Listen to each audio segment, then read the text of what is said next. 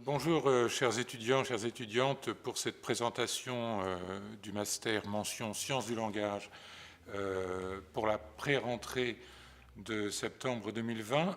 Alors je suis Franck Neveu et je dirige cette mention et nous allons faire une présentation avec mon collègue André Thibault qui va présenter le parcours linguistique française et linguistique générale. Et je présenterai également les deux autres parcours de ce master, puisque les collègues qui sont responsables de ces parcours ne sont pas disponibles aujourd'hui. Alors je vais faire tout d'abord une présentation générale, quelques informations générales qui sont destinées à vous aider un peu dans cette rentrée. Tout d'abord, une date pour les instructions pédagogiques, l'ouverture de la campagne des IP Web au premier semestre sera le jeudi 10 septembre à 10 h. Et puis sur la diapositive qui apparaît à l'écran, nous avons souhaité vous indiquer le chemin à suivre sur le site internet de l'université pour accéder aux informations et aux documents du master. Le chemin est un peu opaque, donc vous avez ici le parcours, Sorbonne Université, Faculté des Lettres, UFR de Lettres, langue française, et pour le dernier point, vous aurez accès aux documents du master, c'est-à-dire en fait à la brochure qui spécifiera les différents points de contenu et les points matériels pour cette formation. Alors, quelques précisions très générales. L'année 2020-2021, c'est la deuxième année de la mise en place de la nouvelle offre de formation en sciences du langage. Quelques petites précisions pour les étudiants qui arrivent. Tout d'abord, une précision concernant le cours magistral de terminologie linguistique. Je souhaite préciser qu'au premier semestre, ce cours mutualise les deux années, M1 et M2, et mutualise les trois parcours. Et donc, nous devrions faire ce cours à l'amphithéâtre Richelieu dans des conditions qui, pour le moment, ne sont pas encore complètement précisées. Voilà, donc c'est un cours qui mutualise les trois parcours et les deux années de master au premier semestre. Les crédits alloués à la préparation du mémoire au semestre 1 et 3 pour le parcours linguistique française et général, quelques précisions. Ces crédits sont très importants puisqu'ils correspondent à la moitié de la validation en crédit du semestre, et donc les objectifs de cette nouvelle disposition, c'est-à-dire que nous avons renforcé le poids de la préparation du mémoire pour cette formation. L'objectif, c'est évidemment de faire entrer dans le détail, dans le travail de la recherche, les étudiants dès le mois de septembre, et non pas, comme trop souvent, commencer à réfléchir à la forme que l'on donnera à ce mémoire dans le courant du mois de janvier, ce qui généralement est un obstacle majeur pour une soutenance au mois de juin. Donc, dès le mois de septembre, le travail doit être engagé pour ce qui concerne la préparation du mémoire. Il s'agit donc d'être en mesure de proposer assez vite à son directeur ou à sa directrice un plan détaillé du mémoire avec une présentation argumentée, une problématique rédigée, par exemple, d'une dizaine de pages et une bibliographie détaillée, mais ça, c'est à voir avec le directeur ou la directrice, dès le mois de décembre pour que la rédaction puisse commencer assez rapidement au retour des vacances de Noël, ce qui permet d'assurer un travail régulier, de soumettre à son directeur ou à sa directrice les différentes parties du mémoire pour correction. Et c'est la condition sine qua non d'une soutenance possible et sereine au mois de juin. Chaque responsable, chaque directeur de mémoire indiquera à ses étudiants ce qu'il attend très précisément pour la validation de ce travail au premier semestre. Par conséquent, il ne faut pas hésiter à interroger le directeur ou la directrice de recherche. Je rappelle bien sûr que l'entrée en master marque une organisation des études très différente de l'organisation de la licence. On attend de la part des étudiants nécessairement beaucoup plus d'autonomie Il s'agit d'un travail qui marque une initiation à la recherche en première année de master, avec pour la deuxième année, évidemment, un niveau d'exigence supérieur, la rédaction d'un mémoire et surtout, j'insiste sur ce point, des contacts très réguliers avec le directeur ou la directrice de recherche. Il ne s'agit en aucune manière de travailler dans son coin pour ensuite soumettre un mémoire tout rédigé. En fin d'année, ça ne pourra pas marcher.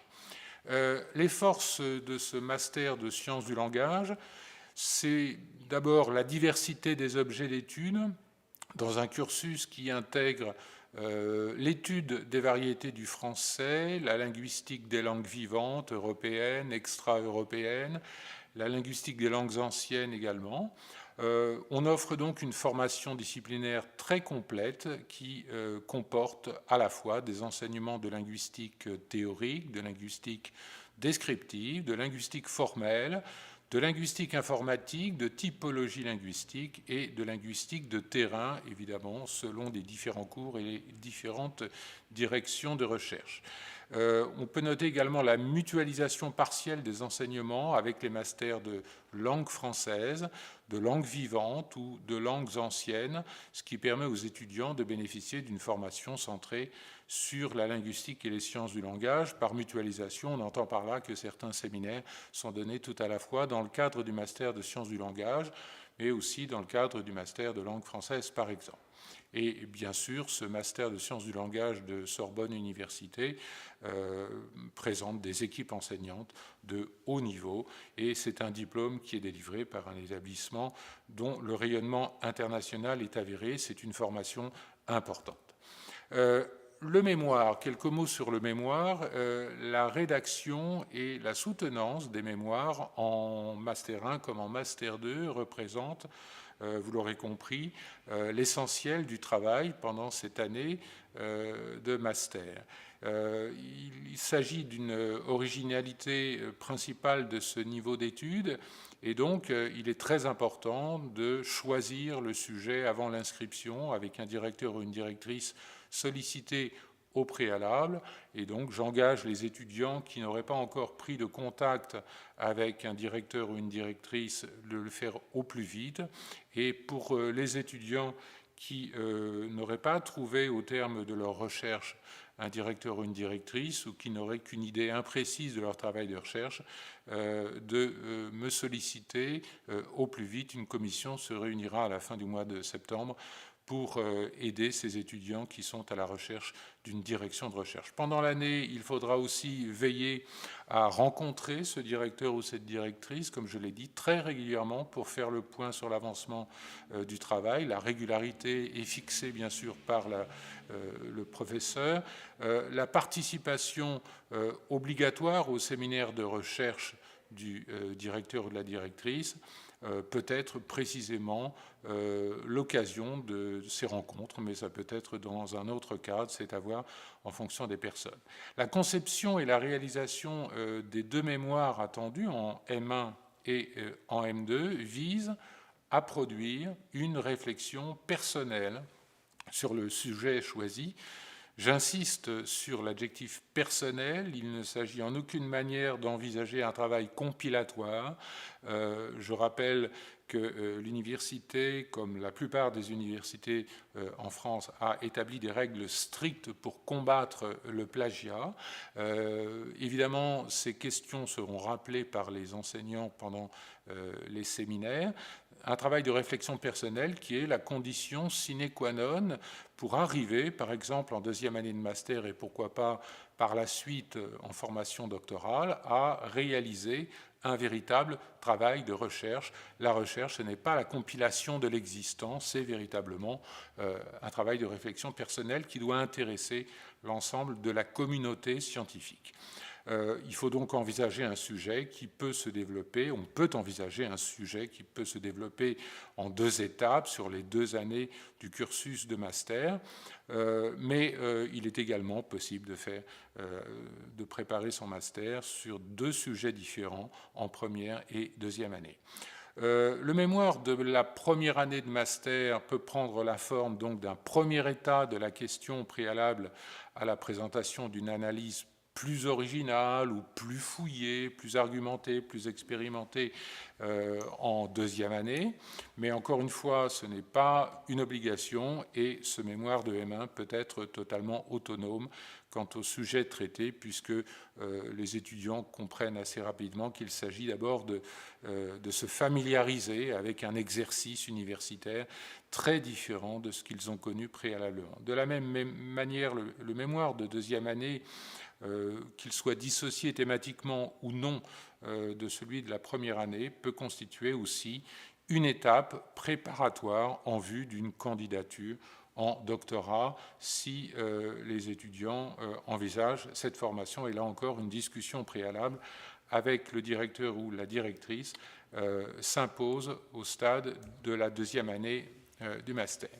Le mémoire, en tout état de cause, doit obligatoirement présenter la forme d'une rédaction suivie, originale, écrite en français soutenu, un français nécessairement académique. Les étudiants seront informés en première année de master notamment de la forme qu'il convient de donner à ce mémoire pour qu'il ressemble à un véritable travail scientifique.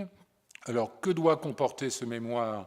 Eh bien, une introduction, une organisation en partie ou une organisation en chapitres, une conclusion, une bibliographie détaillée, des index, index des noms, index des notions, une table des matières détaillée qui ne doit pas se confondre avec un sommaire, et puis, le cas échéant, des annexes documentaires, par exemple des citations, des corpus qui pourraient figurer en marge de ce travail de recherche. À la fin du premier semestre de chaque année, donc semestre 1 et semestre 3, un projet de recherche détaillé est demandé par le directeur de recherche. Par conséquent, les étudiants doivent se préparer à livrer ce projet de recherche et c'est la raison pour laquelle ils doivent commencer leur réflexion dès le début, enfin, dès la reprise des enseignements.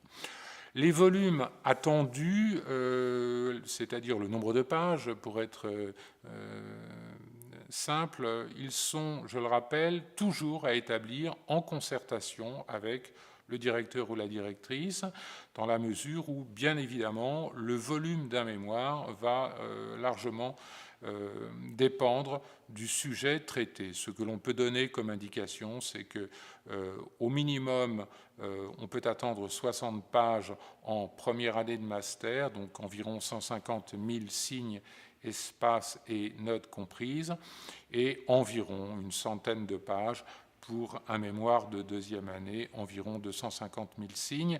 Mais là encore, ce sont des indications très générales et c'est au directeur ou à la directrice de fixer le cadre. L'offre de formation du master, nous allons y revenir dans le détail. Elle présente 3 parcours. Nous avons un parcours professionnalisant qui est le parcours langue française appliquée, LFA. Et puis, pour ce qui concerne les masters recherche, le parcours linguistique française et générale qui va vous être présenté en détail, et le parcours langue et informatique qui présente la double particularité d'être à la fois un parcours de recherche et un parcours professionnalisant. Pour ce qui concerne le master, le parcours linguistique française et générale, il s'agit pour l'essentiel de développer une capacité réflexive sur les langues, de proposer une description méthodique, une conceptualisation, une formalisation dans ce domaine, avec une certaine diversité disciplinaire. Ça peut toucher à la linguistique formelle, à la typologie linguistique, à la linguistique informatique ou la linguistique de terrain. La composante de la faculté des lettres qui prend en charge le parcours linguistique française et général, c'est l'UFR de langue française. Le master à la fois recherche et professionnel qui développe le parcours langue et informatique présente cette particularité de s'intéresser à tout ce qui touche à la modélisation informatique et mathématique d'une langue naturelle et au traitement automatique des langues. On s'intéresse aussi aux questions de résolution de problèmes et d'ingénierie de la langue. Et les composantes qui s'occupent de ce parcours langue et informatique sont pour l'essentiel l'UFR de sociologie et d'informatique pour les sciences humaines et plus secondairement l'UFR de langue française. Enfin, le master professionnel qui développe le parcours langue française et appliquée, il prépare à enseigner le français langue étrangère, donc FLE, soit en France, soit à l'étranger. Il propose une formation solide en didactique et en linguistique du français, compréhension du système grammatical du français, comparaison interlangue, des réponses concrètes aux problèmes posés par l'enseignement de la langue et de la culture. Il comporte aussi des stages et il développe 2 options en deuxième année de master, l'option aire culturelle, anglophone, arabophone, germanophone, hispanophone, russophone, et une option français de spécialité, tourisme ou français des affaires. La composante de rattachement de ce parcours est l'UFR de langue française. Les contacts qui doivent être retenus par les étudiants, tout d'abord, donc je rappelle qu'en tant que responsable du Master Sciences du langage, les étudiants peuvent m'écrire à l'adresse Sorbonne Université qui figure sur la diapositive. Et le contact administratif pour l'UFR de langue française, j'ai donné une adresse électronique pour le secrétariat. Nous donnons plus de précisions dès la rentrée car nous avons quelques petits problèmes de personnel pour le moment absent pour des raisons de maladie. Et pour l'UFR de sociologie et d'informatique pour les sciences humaines, l'adresse qui apparaît sur la diapositive. Je laisse à présent la parole à mon collègue André Thibault qui va présenter le parcours linguistique française et général. Merci beaucoup, Franck. Alors, il y a des choses très importantes qui ont été dites et je me permets quand même d'insister encore lourdement sur la plus importante d'entre elles tous, qui a été dit par mon collègue sur le mémoire. C'est extrêmement important. Il faut travailler dans la durée de toute cette mention sciences du langage. Le parcours linguistique française et général est celui qui accorde le plus d'importance à la rédaction du mémoire. Il n'y a pas de mémoire en LFA, par exemple. Et c'est extrêmement important de comprendre qu'il faut rédiger ce mémoire dans la durée, pendant toute l'année. Le mémoire n'est pas quelque chose que l'on rédige sur le coin d'une table à la fin du mois d'août, de grâce, parce que ça ne marche pas. Donc, j'insiste lourdement là-dessus, il faut travailler dans la durée sur le mémoire. Alors, en quoi consiste, alors quels sont les buts de ce master? C'est un master recherche, ce n'est pas un master professionnalisant comme le master LFA. Alors, il a pour but de vous faire développer une capacité réflexive sur les langues, c'est-à-dire non seulement la description de ces langues, comme on l'a dit, 6 descriptions méthodiques, mais également la conceptualisation, la formalisation. C'est-à-dire que naïvement, on pourrait croire qu'une fois qu'on a décrit, on a tout fait. Mais derrière une description, il faut comprendre qu'il y a toujours des enjeux théoriques. Il y a toujours une conceptualisation derrière, il y a toujours une façon de formaliser les résultats. Donc, bien évidemment, nous mettons l'accent là-dessus. Il s'agit de croiser, d'une part, la description des langues, mais bien entendu également de vous faire connaître de nombreuses façons de formaliser, de conceptualiser les résultats, puisque c'est à la rencontre de l'empirique et du théorique que vous allez pouvoir faire œuvre véritable de linguiste, et donc par conséquent de scientifique. Notre UFR notre UFR a la chance de bénéficier de l'expertise d'un grand nombre de collègues qui sont complémentaires les uns par rapport aux autres. Certains vous initieront davantage à la linguistique formelle, d'autres sont spécialistes de ce que l'on appelle la typologie linguistique, vous aurez l'occasion d'apprendre de quoi il s'agit. Nous avons également des spécialistes de linguistique outillée, parce que la linguistique est également quelque chose que l'on fait avec des outils, en particulier de nos jours. Et pour être linguiste en 2020, il faut savoir jongler avec tout cela. Comme on l'a dit, c'est un master qui relève de l'UFR de langue française. Alors, là, ce que je vais vous dire maintenant en vitesse, vous pouvez y retourner à tête reposée dans la brochure. Très important que vous vous donniez la peine de trouver sur le site de notre UFR et de télécharger la brochure de notre master où vous aurez tous ces renseignements, mais et bien davantage, et où vous pourrez vous y référer à tête reposée par la suite. Quoi qu'il en soit, comme toutes les formations que vous avez peut-être déjà eues en licence, nous fonctionnons avec des UE. Alors je le dis pour les étudiants étrangers, UE signifie unité d'enseignement. C'est vrai que ça ne va pas de soi si l'on n'a pas fait sa licence dans le système français, donc je le précise. En l'occurrence, il y a 5 UE pour chaque semestre, et 2 semestres en M1, en Master 1, 2 semestres en Master 2. Ces UE se répartissent comme suit. 2 UE peut-être d'abord qui sont vraiment de linguistique à proprement parler, de méthodologie, épistémologie en linguistique dans un premier temps pour l'UE1 et linguistique générale et théorique pour l'UE2. Par la suite, vous avez ce que nous appelons des séminaires. Ça, c'est peut-être un petit peu nouveau pour ceux qui arrivent de la licence. Il n'y a pas de séminaire à proprement parler en licence. Le propre des études de master, c'est qu'on a des séminaires. L'organisation d'un séminaire est un petit peu différente de celle d'un cours. Il n'y a pas de répartition entre cours magistral et travaux dirigés.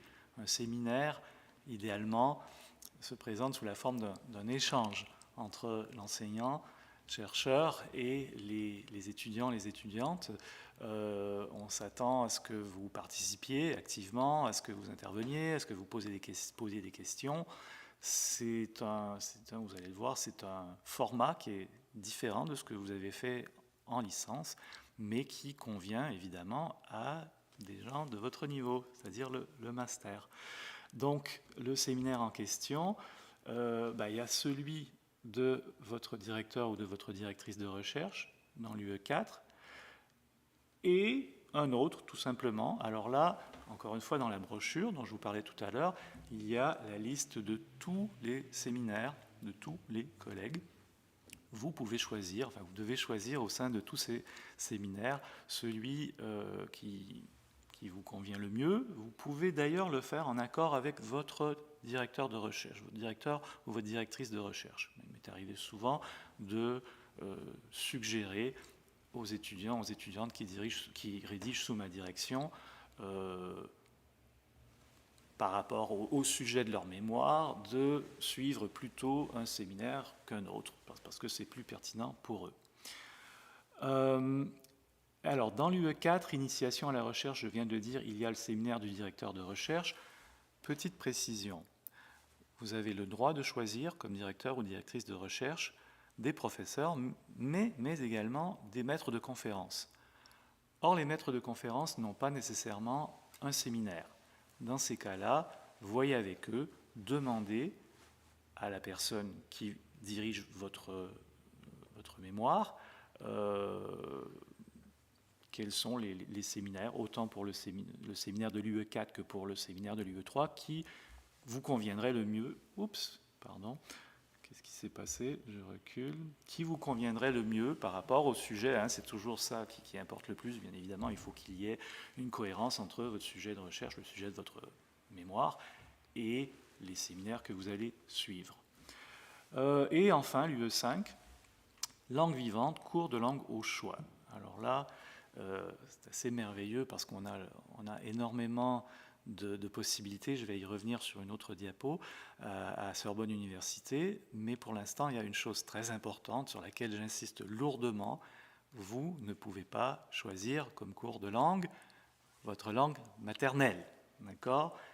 Le but, l'esprit de cette UE5, c'est soit de faire en sorte que vous amélioriez dans une langue étrangère que vous connaissez déjà, soit, c'est peut-être ça idéalement la meilleure chose pour des étudiants linguistiques, que vous choisissiez une langue que vous ne connaissez pas du tout. Et comme nous avons, on va le voir, une offre très très large, je vous invite à le faire. Mais ne vous inscrivez pas initiation à langue XYZ quand c'est votre langue maternelle, ça s'appelle de la triche tout simplement. Alors, Bon, ben là, je vais passer assez rapidement là-dessus, puisque dans les brochures, vous avez beaucoup plus de détails, mais très rapidement, cette UE1, il y a des cours de linguistique théorique appliquée dans le domaine français et des cours de terminologie linguistique assurés par mon collègue Franck, qui est d'ailleurs l'auteur d'un dictionnaire de terminologie linguistique. Il ne vous l'aurait pas dit, il est bien trop humble, mais moi je vous le dis, précipitez-vous pour en faire l'acquisition. C'est un ouvrage qui vous sera très utile pendant tout votre master. Et à l'intérieur de cette UE, il y aura également des conférences de méthodologie en linguistique. Vous aurez le programme de ces conférences à la rentrée. Il y en aura 6 en tout pendant le semestre, mais bon, les détails vous seront communiqués ultérieurement. Alors, à l'intérieur de cette UE, il y a différents cours selon les semestres, évidemment. Nous avons énuméré ici les cours et les enseignants correspondant à chacun de ces semestres, 1, 2, 3, 4.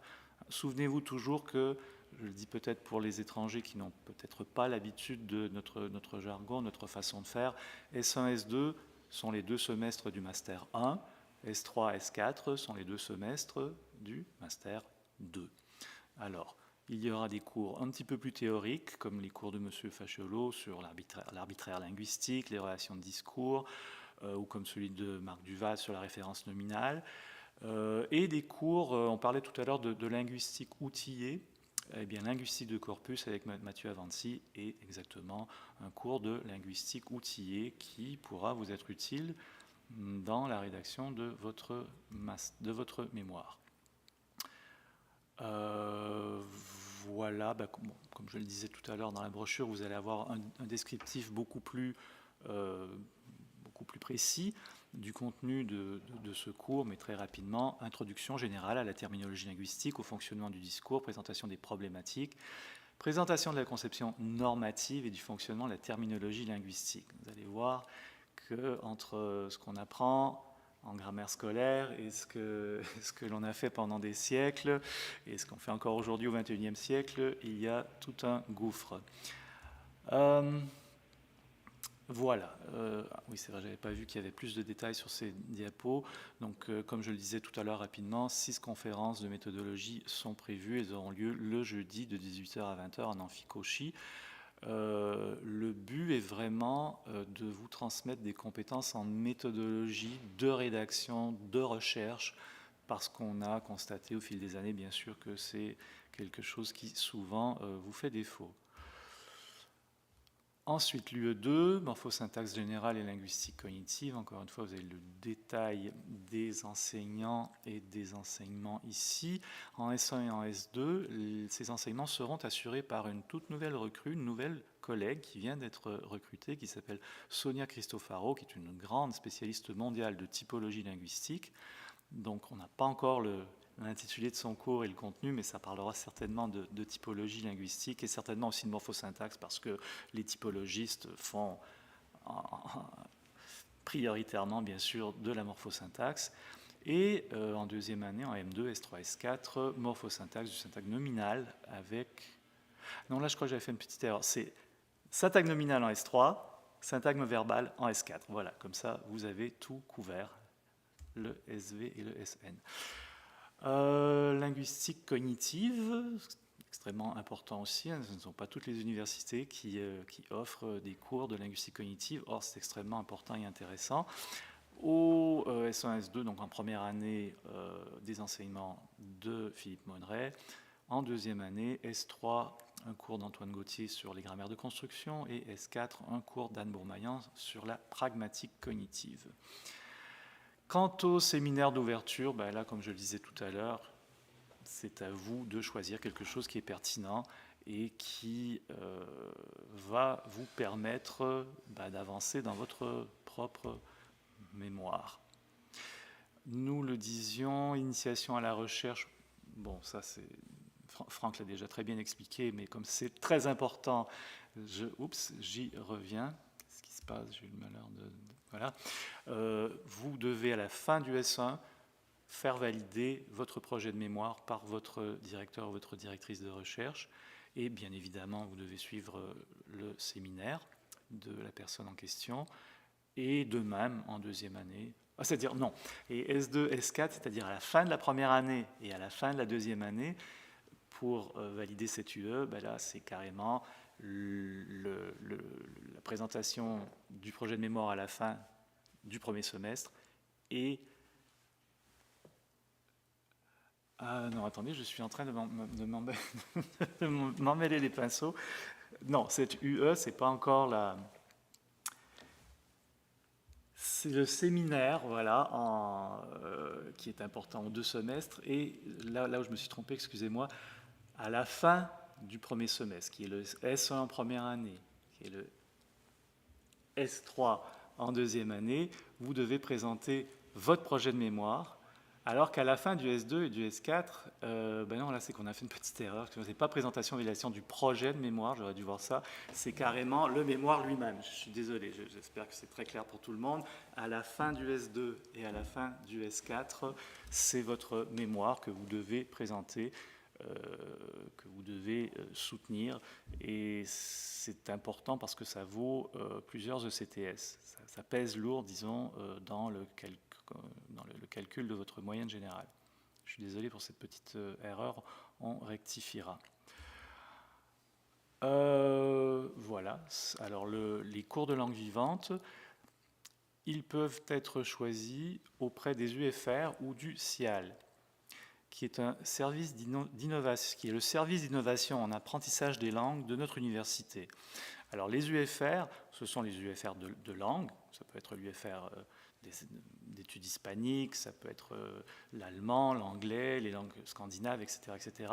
Mais il y a également le CIAL. Alors je vous invite quand même à taper Sorbonne Université SIAL dans un moteur de recherche.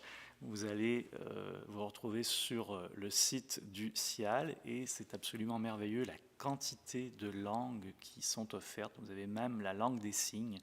Donc je vous invite à choisir quelque chose d'exotique et qui vous intéressera. Voilà. Et j'en arrive à la fin. Je vous excuse pour le petit cafouillage. Pour quelques questions que ce soit, s'il y a quelque chose qui n'était pas clair dans ce que je viens de vous dire ou dans la brochure, n'hésitez pas à me contacter, vous avez mon adresse là qui apparaît sur la diapo. Et pour des questions, disons, qui relèvent davantage de l'administration, vous pouvez bien évidemment consulter ou écrire au secrétariat de notre UFR. Voilà, je vous remercie, je repasse la parole à mon collègue. Merci André. Bien, donc je vais vous présenter, me faire le porte-parole de mes 2 collègues qui ne peuvent être présents aujourd'hui pour présenter les 2 autres parcours, puisque ce master de sciences du langage est composé de 3 parcours, et vous présenter le parcours langue et informatique en lieu et place de mon collègue Claude Montassier, professeur d'informatique pour les sciences humaines, qui est responsable de ce parcours langue et informatique. Alors, les objectifs et les compétences visées dans cette formation, ce sont tout d'abord des connaissances fondamentales qui portent sur la langue et son traitement automatique, puisque c'est la spécificité de cette formation. Également sur des interactions langagières, sur la modélisation des phénomènes paralangagiers, par exemple des phénomènes qui ont trait aux émotions, des phénomènes qui ont trait à la cognition, et aussi, bien sûr, pour le domaine de l'ingénierie des connaissances. Ça fait partie des connaissances fondamentales de ce parcours que les étudiants sont amenés à découvrir. Et puis, par ailleurs, c'est aussi une initiation à la méthodologie, aux problématiques en sciences du langage, toujours du point de vue automatique, mais évidemment cette formation partage avec les autres parcours le tronc commun de la mention et les unités d'enseignement au semestre 1, 2 et 3. Donc là encore, je ne rentre pas dans le détail, vous verrez sur les brochures le contenu précis de cette formation. Pour ce qui concerne les savoirs et les savoir-faire, alors on peut rapidement, de manière très résumée, préciser qu'il s'agit pour l'essentiel de mettre l'accent sur l'analyse et la compréhension des textes, sur les phénomènes qui ont trait à la reconnaissance et à la synthèse de la parole, aux sciences affectives et au système de dialogue. Je reprends la terminologie utilisée dans le cadre de cette formation. Également au résumé et à la traduction assistée par ordinateur et à tout ce qui a trait à l'extraction et à la construction des connaissances. Donc on est toujours à l'interface du linguistique et de l'informatique. Les compétences acquises, envisagées, sont les suivantes. Tout d'abord, représenter et modéliser à l'aide de l'informatique des textes, des transcriptions de l'oral et de l'oral spontané, ainsi que des connaissances, de maîtriser les connaissances informatiques en traitement automatique de la parole et du langage et en ingénierie des connaissances. Donc vous avez ici toute une initiation qui vous permettra de maîtriser ce sujet. Là, il n'est pas nécessaire d'avoir une connaissance en informatique particulièrement poussée pour suivre ce parcours. Il s'agit aussi de modéliser les communications homme-homme ou de concevoir des interfaces homme-machine, des interfaces évidemment assez avancées. Et il s'agit aussi de connaître les principales applications du traitement automatique de la parole, de l'ingénierie des connaissances et de la langue. Et puis, bien sûr, de maîtriser les logiciels qui sont associés à ces applications. Alors, vous avez ici sur la diapositive le détail des programmes pour le Master 1 et pour le Master 2, donc je ne vais pas rentrer dans le détail.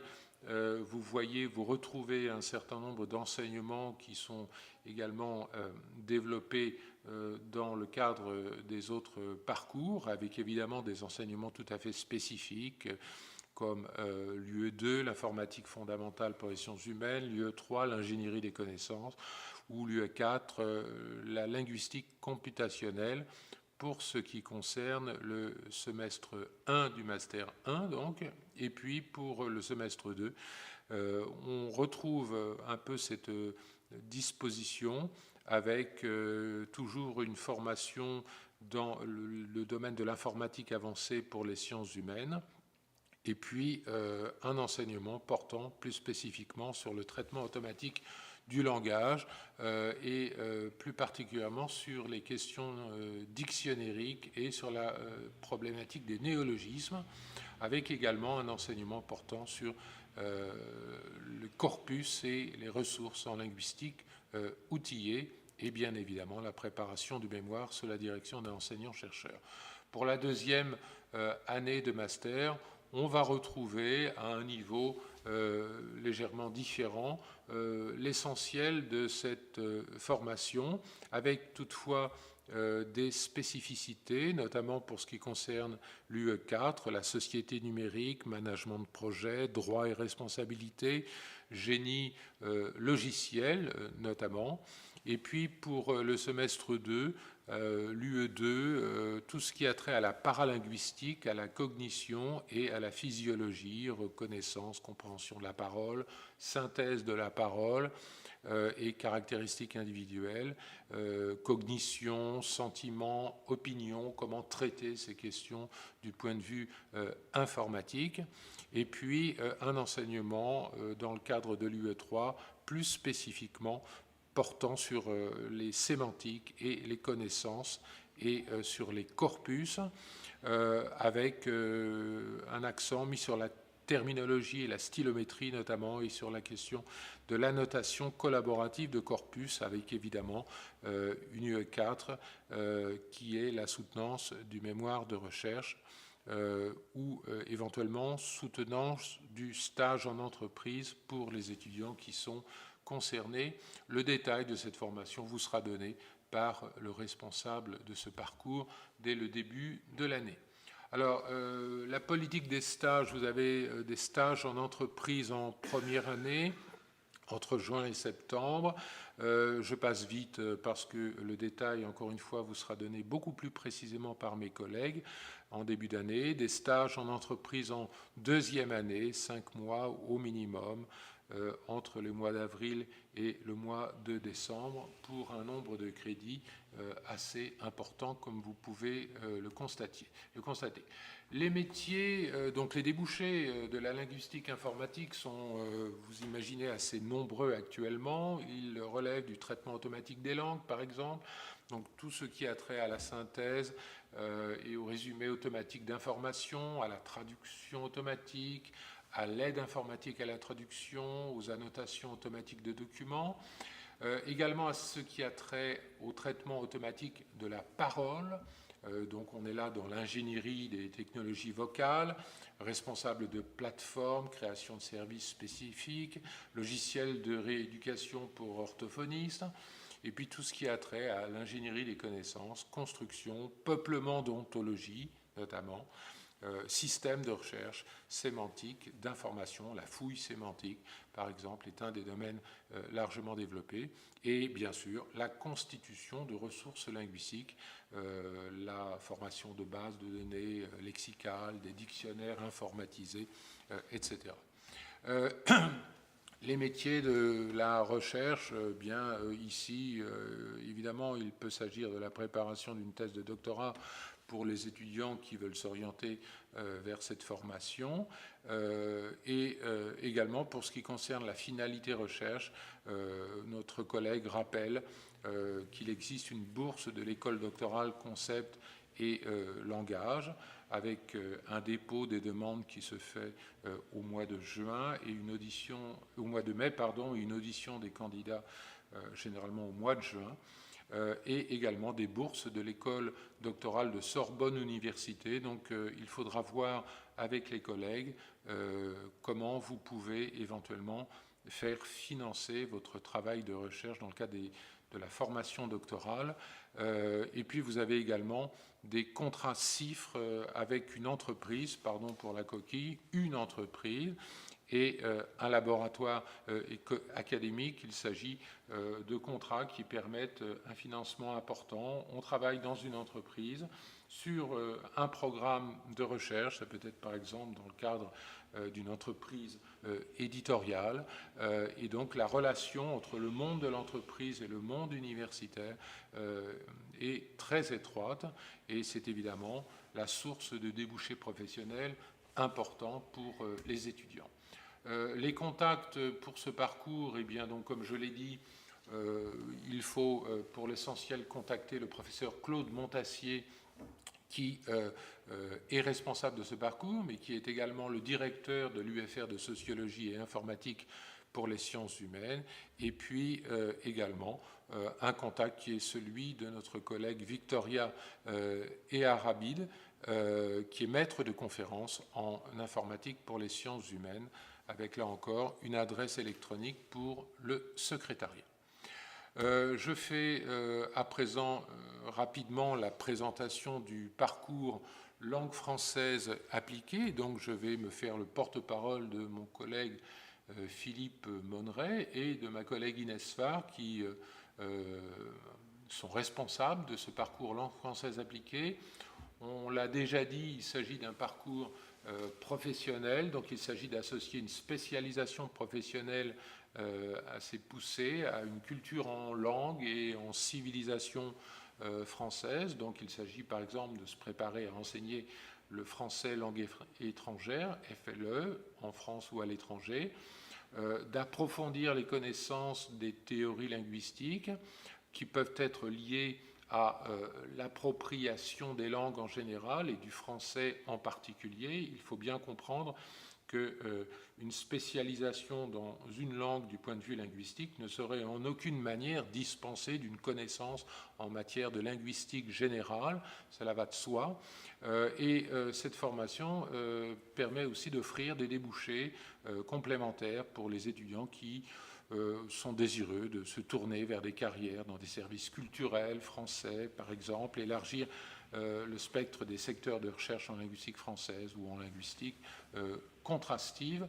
les débouchés sont assez nombreux et variés. Les compétences qui sont visées ici, c'est tout d'abord une formation solide en didactique et en linguistique du français, puisque dans le cadre de ce parcours, didactique et linguistique du français sont étroitement liés. Par exemple, la compréhension réflexive assez fine, assez poussée du système grammatical français, la comparaison entre les langues, les réponses concrètes qui peuvent être apportées aux problèmes posés par l'enseignement de la langue et de la culture, car évidemment, dans le cadre de cette formation, langue et culture sont indissociables, avec deux axes complémentaires.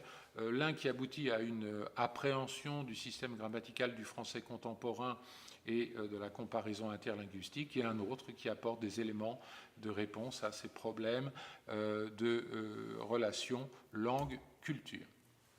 3 semestres d'enseignement plus un semestre de stage, avec, dans le cadre de ce parcours LFA, 2 options en master 2, comme je l'ai dit tout à l'heure. Une option aire culturelle, qui va porter sur différentes aires linguistiques, et une option français de spécialité, notamment tourisme, affaires et domaine artistique. Là encore, je vais me faire très rapide sur le détail de la formation pour les 2 années. Vous avez le détail sur cette diapositive et vous retrouverez ces informations sur les brochures. Donc vous pouvez, je ne rentre pas dans la description de cette diapositive, vous voyez l'importance de la question didactique, de la question du français de spécialité et de l'anthropologie culturelle. On a donc affaire à une formation très différente de celles qui ont été décrites jusqu'à présent. Même chose pour le semestre 2, avec un stage et un rapport de stage qui doit être livré dans le cadre de l'UE4. Et pour ce qui concerne la 2e année de master, donc pour l'option aire culturelle, vous allez avoir un accent mis particulièrement sur l'anthropologie culturelle au semestre 1. Pour l'option français de spécialité, eh bien, vous allez avoir une spécificité, l'UE3, qui sera l'ingénierie avec une coquille, là encore, je vous prie de m'excuser, de la formation en français à visée professionnelle, et notamment des enseignements portant sur les outils informatiques de conception et de commercialisation. Et puis des stages, bien sûr, qui ont une importance assez considérable dans le cadre de ce parcours LFA. Stage de 40 heures d'observation pour le Master 1, donc en milieu professionnel, qui a vocation de mettre en application les compétences acquises. Et pour cela, vous allez pouvoir contacter des collègues qui pourront vous orienter, notamment ici l'adresse de notre collègue Anouche Bourmaillan. Et puis pour le stage de 2e année de master, un stage de 120 heures d'enseignement à effectuer au second semestre, avec une durée qui peut être supérieure sous réserve que ces interventions soient régulières. Là encore, on vous donnera les détails en cours, et notre collègue Inès Var se fera un plaisir de répondre à toutes les questions que vous pouvez vous poser sur ce point. Concernant la mobilité internationale du parcours LFA, tout d'abord, pour ce qui concerne le stage, les étudiants ont la possibilité d'effectuer le stage de Master 2 à l'étranger. Et puis un mot sur le double diplôme, la possibilité pour les étudiants de passer une année universitaire, la 2e année de master, à l'Université Complutense de Madrid, et d'obtenir donc un double diplôme, et la possibilité également pour les étudiants de demander à effectuer un semestre de 2e année de master à Sorbonne Université Abu Dhabi aux Émirats Arabes Unis. Là encore, tout le détail administratif, pratique et universitaire de ces formations vous sera donné par mes collègues en cours dès le début de l'année. Alors, pour ce qui concerne les contacts concernant ce parcours langue française appliquée, eh bien, vous pouvez prendre contact avec Philippe Monneret ou avec Inès Svar. Et pour ce qui concerne le contact administratif, il s'agit là encore de contacter le secrétariat de l'UFR de langue française. Voilà, comme vous pouvez le constater, la formation de cette mention sciences du langage du master études formation très complète. Lorsque nous avons élaboré cette formation il y a quelques années, nous avons eu à cœur de donner une spécificité à la formation linguistique à Sorbonne Université. Par conséquent, les enseignements qui sont proposés dans le cadre de ce master sont assez différents de ce qui peut être proposé dans d'autres universités parisiennes qui développent également des enseignements linguistiques. Et vous pouvez constater qu'il s'agit d'un master de sciences du langage qui met globalement l'accent sur l'étude des langues, qui nous semble quand même le cœur du métier linguistique, avec également une plus-value donnée à l'approche informatique des langues et à l'étude de ce que l'on appelle à la Sorbonne la langue française appliquée, parfois appelée FLE, bien que ces notions ne soient pas exactement dans un strict recouvrement. Voilà. Voilà pour cette présentation. Donc je rappelle que si vous avez des questions à poser, vous pouvez les poser soit aux responsables de parcours ou bien à moi-même, et même aux deux, pourquoi pas si vous le voulez. Nous sommes à votre disposition et mon collègue et moi-même, nous vous souhaitons une excellente rentrée 2020 que nous espérons dans les meilleures conditions possibles. Voilà. Très bonne année universitaire à vous.